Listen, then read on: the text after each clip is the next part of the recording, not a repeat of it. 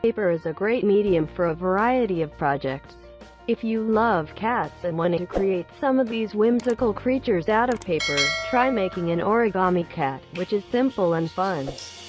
1. Fold a square piece of paper in half to make triangles. Grab one corner and pull it diagonally across the square to the other corner, lining them up on top of each other. Line up the edges. 2.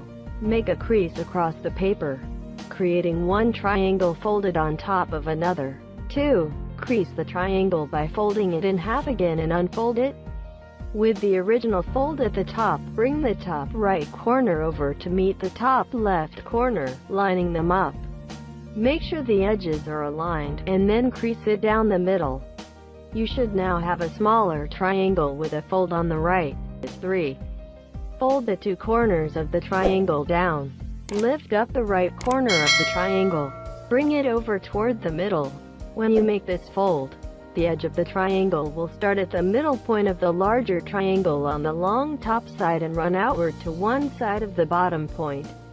The point will hang over the edge of the larger triangle. Make a crease along the top. Do the same on the other side.